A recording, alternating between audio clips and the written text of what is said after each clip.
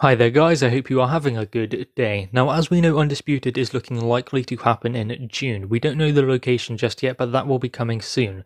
There will be two announcements obviously announcing the fight is happening, and then a second announcement saying when and where.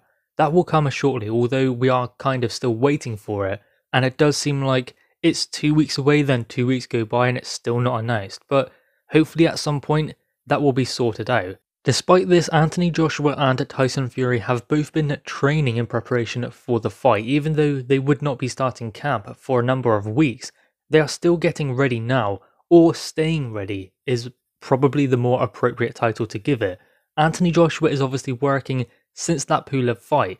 I mean, Eddie Hearn, his promoter, explained, AJ never left camp, he stayed training throughout the entirety after the 12th of December, up until now.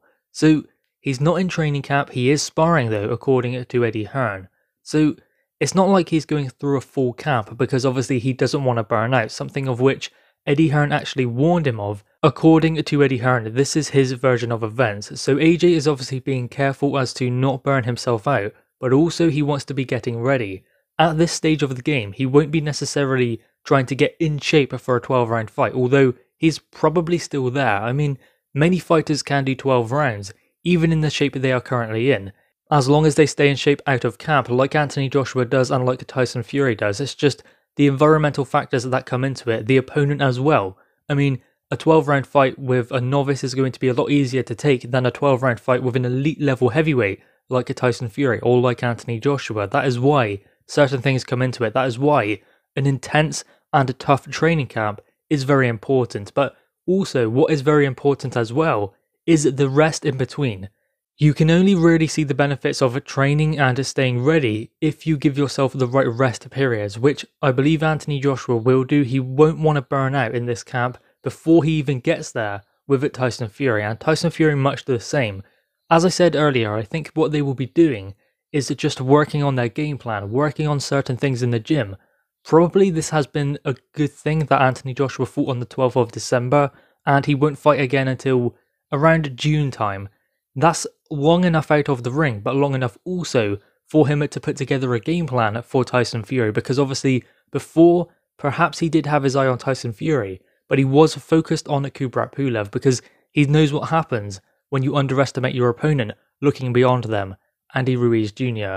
Same as at Tyson Fury. The thing is with Tyson Fury though, is he hasn't had a fight since February 2020, and that means that he will be inactive for over a year by the time he gets in the ring with Anthony Joshua. Does that mean that perhaps he would need a warm-up? Well, he's not going to get that now, and he was potentially going to be fighting Ajit Kabayel on December 5th, but that fight never materialized as a result of not being able to afford to put the event on due to pay-per-view numbers not being high enough for that fight. I mean, they never really got to that point, but the reason why they could not do it is they had to do it on a pay-per-view, and they did not expect the pay-per-view buys for a fight like that, because it was kind of a warm-up fight. No disrespect to Ajit Kabayel, but he isn't beating this version of Tyson Fury. At least he shouldn't be. So it was kind of a stepping stone fight, and therefore it's not really a pay-per-view fight. So that is the reason why that fight didn't happen, because realistically they just couldn't sell it and they would lose money. So it was pointless to do that one. But that does mean that Tyson Fury has been inactive for a certain period of time. Now, will that affect him? I believe that it might do. It just depends how Tyson Fury deals with it. He's gone out of the ring for 3 years at a time and come back, and then 6 months later fought Deontay Wilder. I know that he had Sefer Seferi and Pianeta in between that, but they were more like glorified spars as opposed to a real contest in the heavyweight division. There was a very quick jump from probably what we would call British level in a Pianeta, or maybe just below European level, then at to Deontay Wilder at world level. And I mean, 6 months after his comeback, he went in there with Wilder.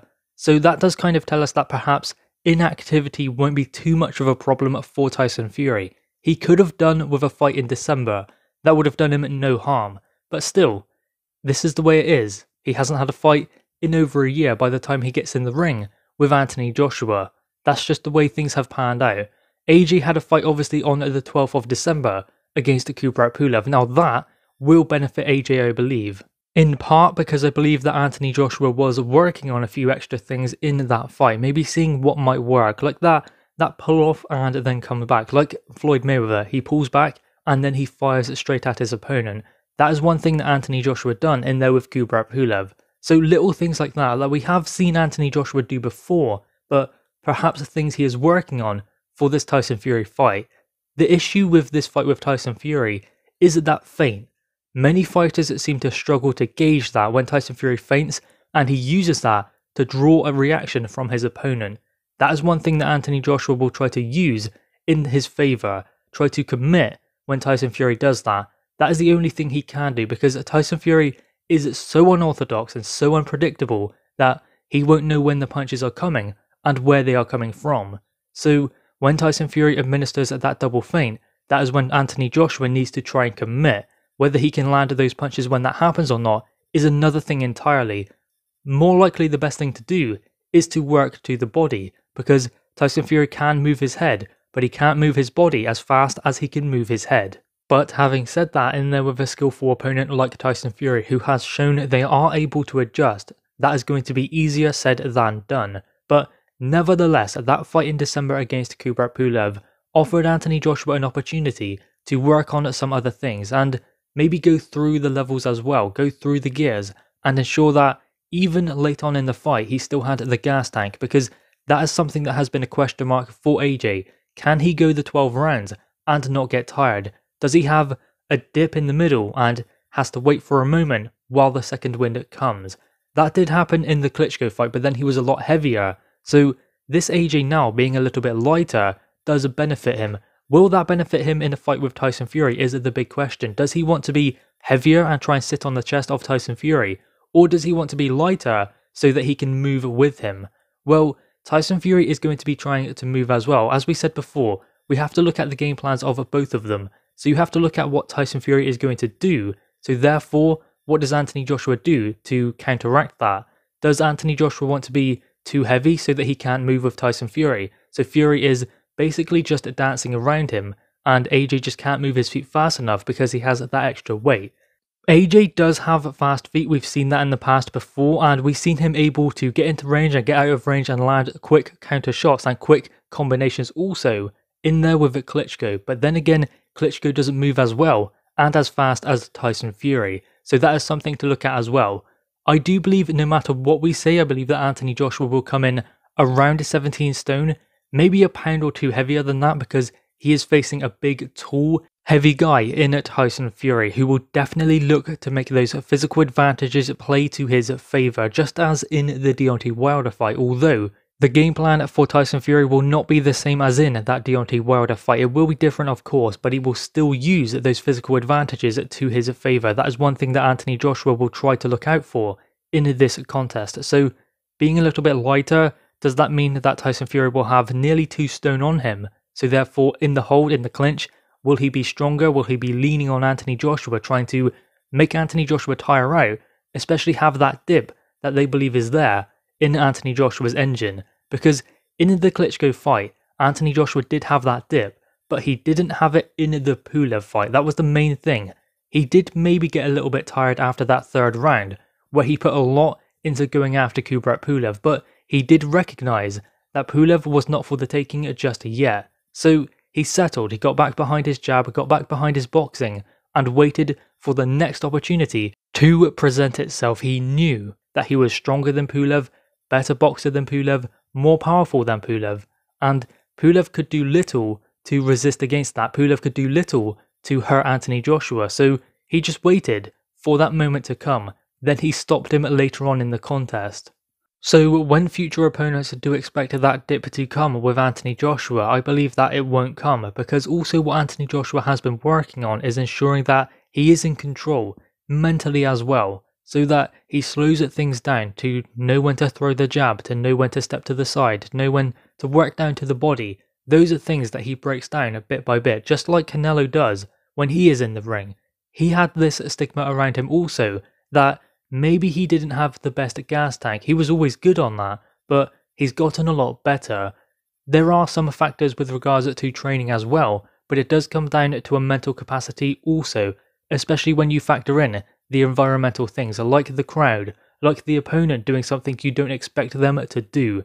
Those things come into it, and those are things that AJ has been working on. In his last couple of fights, we've also seen him be around the same weight for the first time in a while. His weight has fluctuated during his career. This time though, in the Ruiz fight, in the rematch, it was 16 stone 13 pounds. In the fight with Pulev, it was 17 stone or 17 stone 1 pound. So he is finding that sweet spot with regards to his weight and how he approaches these fights. Obviously, he doesn't want to be someone who just goes after his opponent because there are other things he can do. He's an Olympic gold medalist, and we've seen him outbox fighters, even in there with Klitschko, boxing with him. So he's proven he's got that boxing ability, so he doesn't need to just go after his opponent and be the big power puncher in there, because there are other aspects of boxing that he can call upon. I mean, Deontay Wilder had nothing to revert to after that right hand would not land, whereas Anthony Joshua doesn't need to go in there loading up looking for a right hand.